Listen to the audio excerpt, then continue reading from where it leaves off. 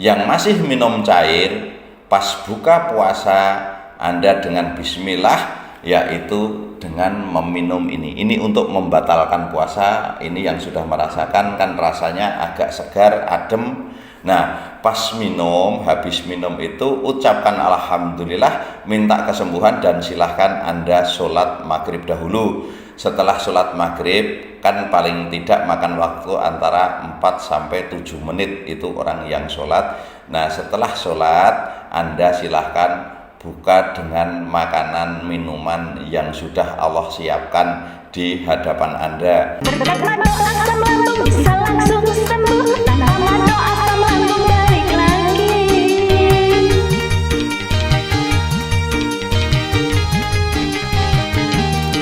Hanya madu obatnya yang bisa bikin happy, madu harapan yang sakit asam lambung, tak usah ragu, minum madu.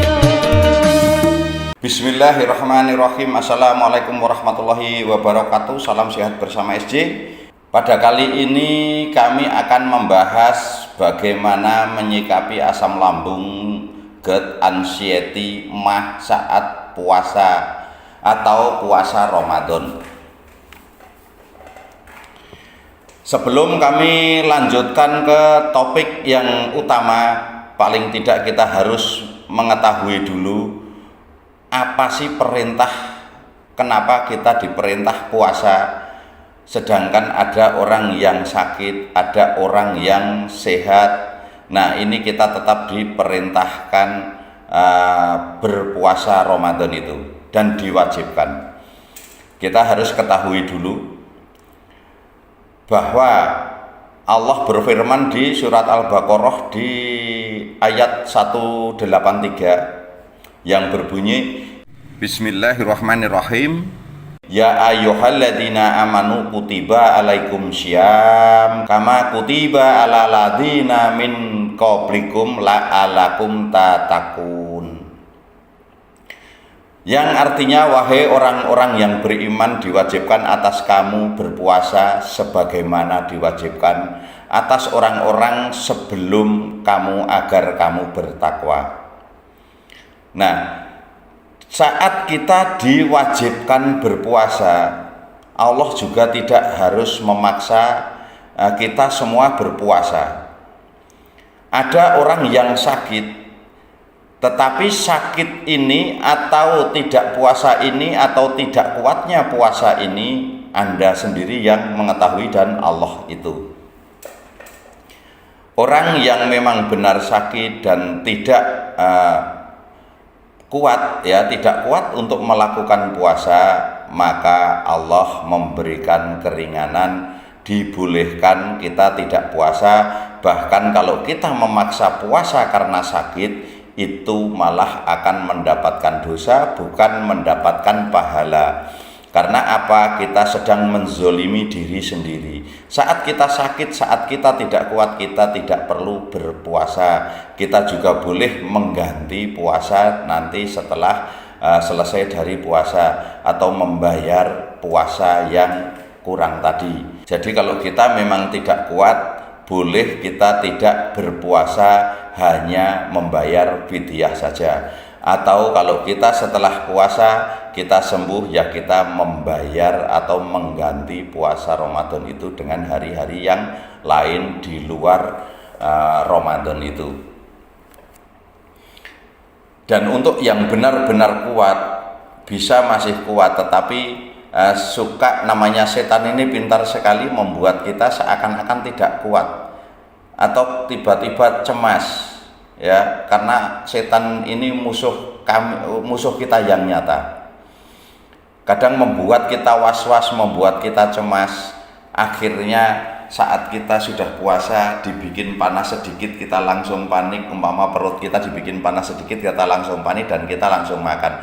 Padahal seandainya kita tahan sampai 10 menit atau 15 menit, biasanya panas itu juga hilang. Tapi karena setan ini pintar sekali, jadi seakan-akan kita itu ngerasa masih sakit, padahal tidak. Jadi kita harus kelola kepanikan kita. Nah, kenapa kita diwajibkan puasa? Karena puasa itu membersihkan diri dari segala dosa-dosa kita.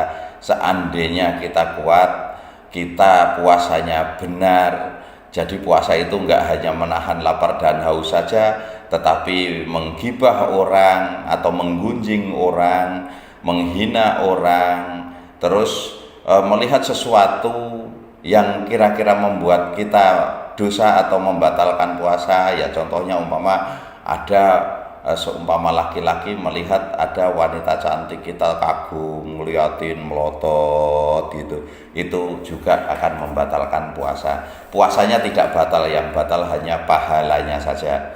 Jadi kita harus hati-hati betul saat kita dalam melakukan puasa, supaya puasa kita benar-benar mendapatkan ridho dari Allah dan dosa-dosa kita bisa kembali bersih atau kembali fitri, yaitu bersih suci seperti bayi yang baru dilahirkan. Nah, bagaimana menyikapi untuk masalah orang yang sedang asam lambung, GERD dan anxiety, dan bagaimana cara minum obatnya? Nah, saat Anda puasa, terus Anda sedang minum obat yang cair seperti ini, seperti ini.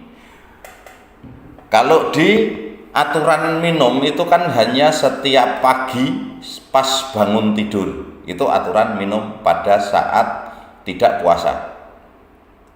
Tapi saat Anda berpuasa yang masih minum cair, pas buka puasa Anda dengan bismillah, yaitu dengan meminum ini untuk membatalkan puasa. Ini yang sudah merasakan kan rasanya agak segar, adem. Nah, pas minum, habis minum itu ucapkan alhamdulillah, minta kesembuhan, dan silahkan Anda sholat maghrib dahulu. Setelah sholat maghrib kan paling tidak makan waktu antara 4-7 menit, itu orang yang sholat. Nah, setelah sholat Anda silahkan buka dengan makanan minuman yang sudah Allah siapkan di hadapan Anda, entah kolaah, entah itu es, entah itu teh manis atau apa saja. Yang penting Anda yakinkan bahwa makanan ini sebagai obat. Jangan kita suka berpikir bahwa makanan itu pantangan dan obat sebagai makanan. Jangan sampai berpikir seperti itu. Seandainya Anda setiap makan Anda yakin bahwa makanan ini obat, maka Anda akan cepat sembuh. Yang penting pesan-pesan dari kami, yang penting pantangan 3 itu, yaitu pisang, pepaya, kacang tanah, ini yang harus selalu dihindari. Nah, terus setelah itu baru Anda setelah makan entah cola, entah es, entah berbuka atau cemilan-cemilan yang untuk berbuka itu, silahkan Anda minum yang kapsulnya ini. Tetap tetap ikhtiar, karena saat kita sakit kita hanya diwajibkan ikhtiar kepada Allah Subhanahu wa taala. Nah, terus saat sahur, sahurnya Anda cukup minum kapsulnya saja, boleh 1, boleh 2, karena yang kami buat baru ini, kami membuat aturan yaitu minumnya 2x2. Tetapi jika siang terjadi ngantuk, supaya aktivitas Anda tidak terganggu, maka kami menganjurkan Anda cukup minum 1 kapsul saja. Nah, kalau masalah puasa ini sebenarnya paling mudah kita pelajari semua. Terus bagaimana kita bisa menyikapi pada kita puasa Ramadan, kita sedang sakit asam lambung, ini Anda bisa mengatur masing-masing. Kami hanya bisa sedikit saja mengarahkannya. Nah, semoga semua yang sedang sakit mendekati lebaran ini atau mendekati puasa ini, semoga semua lekas sembuh dan tidak tersisa sedikit pun penyakit. Wassalamualaikum warahmatullahi wabarakatuh. Salam sehat bersama SG.